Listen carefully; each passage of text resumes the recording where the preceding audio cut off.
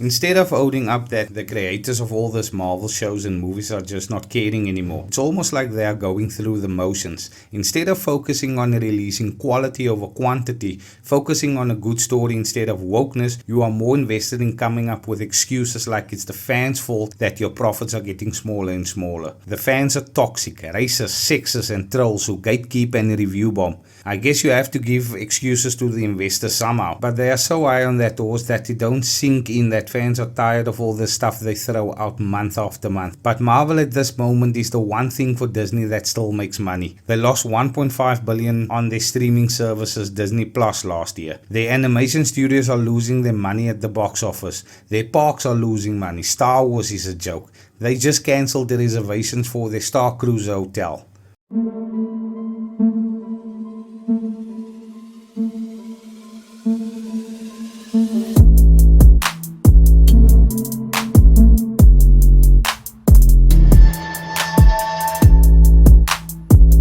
So guys, welcome. Hope you're all having a wonderful day, evening or night, wherever you might find yourself in the world. And welcome to a new video. Before we begin, please, if you like this video, don't forget to like this video, subscribe to get updated on new videos. It's totally free to do. And leave a comment. I'd totally like to read what you guys think. So let's get into it.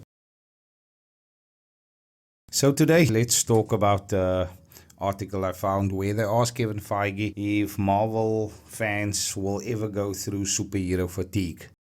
Will moviegoers ever get superhero fatigue?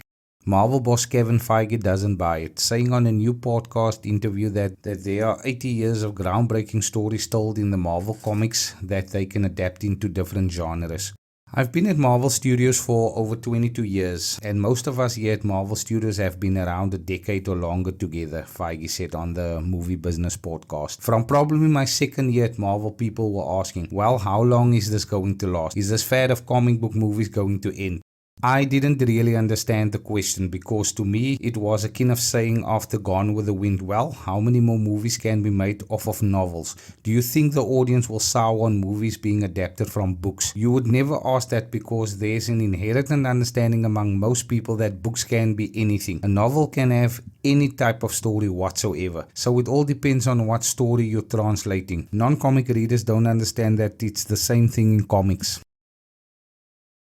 Well, my thoughts on this are, times have changed, your contents have changed, and since Endgame your movies and shows don't age well. You think people are just gonna accept all the shit you throw out day in and day out until the end of time? You're delusional. And we all know that if someone should give you a best-selling novel to convert into a movie, you will mess it up with your wokeness. Meaning you would stray so far from the story and lore that you'll make it unrecognizable. Main characters would die and swapped with female characters, or as you would say, we will make it fit the times. And don't get me wrong, I love a good Marvel movie just as much as the next person. But last year, because of their streaming services, they threw out more than half of a dozen shows and movies. It doesn't make sense. It doesn't give them time to properly prepare, make sure that everything is right. There's no quality control.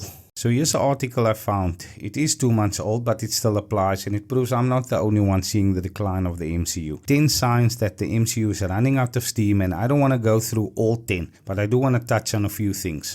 Number 10. The MCU are too reliant on cheap jokes. The MCU's earlier films were superb at incorporating humor into otherwise serious, intense movies. The jokes were elegantly woven into narratives, helping to tell the story and create funny character interactions. Sadly, the MCU soon became over-reliant on jokes. In later MCU movie, jokes frequently interrupted the flow of the story, which means projects like Love and Thunder play more like a mid-tier sitcom. Marvel keeps shoehorning in humor during inappropriate scenes, lessening the stakes and emotional impact. This has become a major complaint among MCU fans, but it doesn't look like the intrusive humor is going away anytime soon. And to prove this, last week we found out that Marvel was still doing shoots on Ant-Man and the Wasp: Quantumania a few weeks before the release date. And what did Marvel say the reason was? They were shooting more joke scenes. Number 9. The MCU did not do certain characters justice.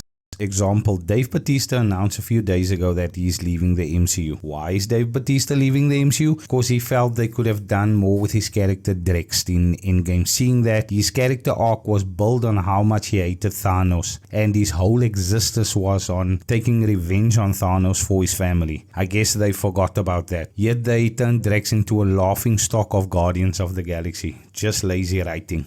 Number 8. Netflix shows decreased in quality. No shit, eh? Look at She-Hulk, and that is also a thing on this list, that people criticize She-Hulk for being bad, and that the criticism was unfounded. Really? That show sucked, and because of that, fewer people are looking forward to not seeing what the future holds for Marvel. And the last thing I want to touch on is number 2. If you want to read the whole thing, I will leave a link below. The box office numbers don't motivate the MCU to make better movies. The MCU suffers from stagnation. The more recent films feel incredibly formulaic and made with less innovation than Phase 1 and 2. However, MCU flicks still do well at the box office, which doesn't motivate Marvel to make more interesting movies. Although many people complain about the MCU films feeling repetitive, there are no reason to make each film distinct and creative. As long as the movies keep hitting the jackpot at the box office, Marvel and Disney will stick to their winning formula, even if this means the overall quality of the MCU hits rock bottom. And looking at this, I do wonder what Ant-Man and the Wasp Quantumania have in store for us. Cause my guess is that Ant-Man is either gonna play second fiddle in his own movie, or he's gonna die, or something bad is gonna happen to him. So guys, thank you for watching, and don't forget to subscribe. Click the subscribe button now and leave your thoughts in the comments. See you in the next one. Bye.